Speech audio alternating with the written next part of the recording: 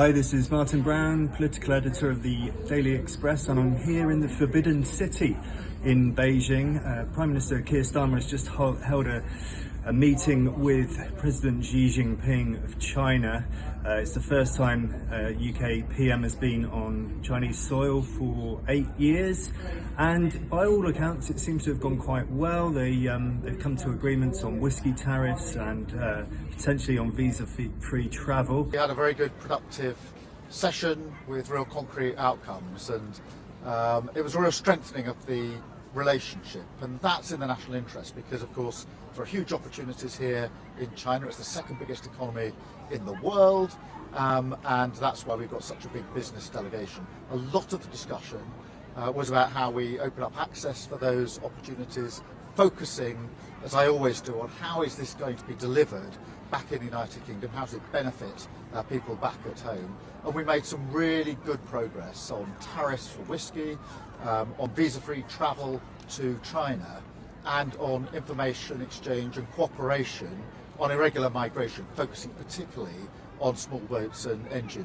parts. So a very good constructive meeting with real outcomes, and that's very much in our national interest. President Xi took a little bit of a swipe at previous Tory governments. There's been a bit of an ice age between the UK and China over the last 8 years since Theresa May came here, and he said there's been lots of twists and turns over that period. Now that will play well for Keir Starmer and the Labour Party, but it should also play well for Kemi Badenoch and the Tories, as she's accused the Prime Minister of kowtowing to the Chinese leader. Well, we did have a good meeting, and a long meeting as well. We had the formal parts, we had some informal parts, and then we continued over lunch, and so the relationship is in a good place, a strong place.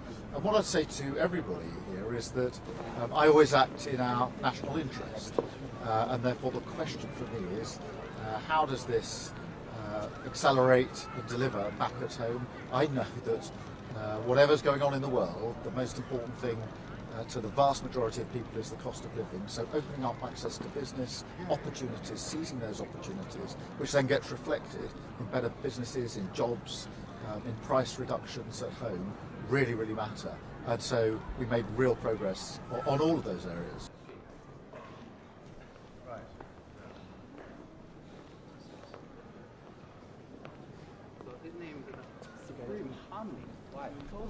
It's named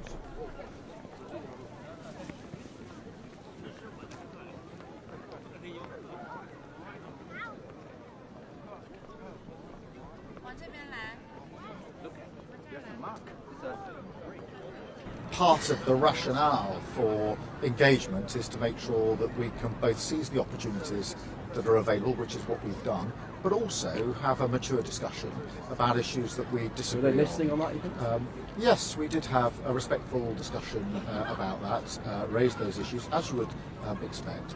But that, if you like, is part and parcel of the reason to engage. It is in our national interest, it gives us great opportunities, but it also gives us the opportunity to have those discussions about areas where we disagree.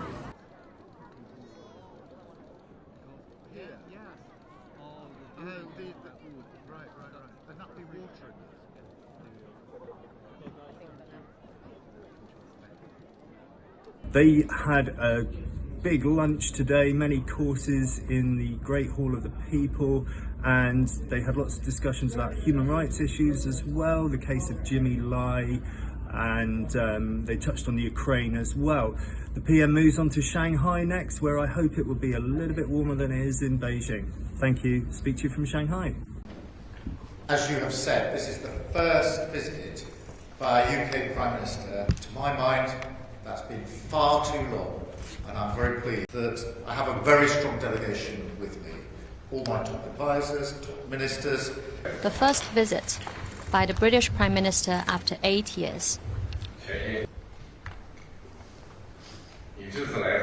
Mr. Prime Minister, your visit this time has drawn... China is a vital player on the global stage, and it's vital that we build a more sophisticated relationship, where we can identify opportunities to collaborate, but of course also allow a meaningful dialogue on areas where we disagree. I've long been clear that the UK and China need a long-term, consistent and comprehensive strategic partnership.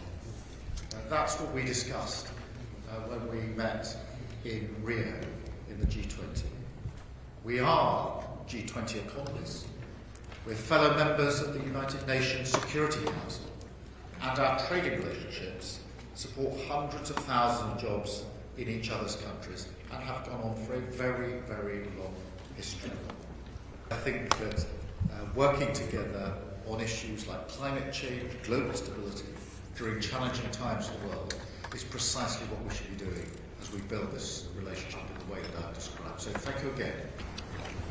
前些年，中英关系曾经有波折，这也不符合两国的利益。当前国际形势变乱交织，中英两国作为联合国安理会常任理事国和世界的主要成员体，无论是维护世界和平稳定，还是促进两国的经济、民生，都需要加强对话和合作。中方愿同英方发展长期稳定的全面战略伙伴关系，实现造福两国人民，也惠及世界。 Well, we've agreed that on tariffs of whisky, we're looking at how they're to be reduced, what the time frame is, visa-free travel, how far, how much, and when that can start, and on the information exchange on small boats, the cooperation that we need, within a dialogue actually about greater strategic focus on security and defence. But for us it's very important on small boats that we get our arms around the engines that are being used in those small boats. So on all those three areas, but they're examples of a much wider opening of access for business that we discussed at great length in terms of the fact that after 8 years, this is the first visit by our Prime Minister, and we wanted to make sure that we've got that strategic approach on all of these issues.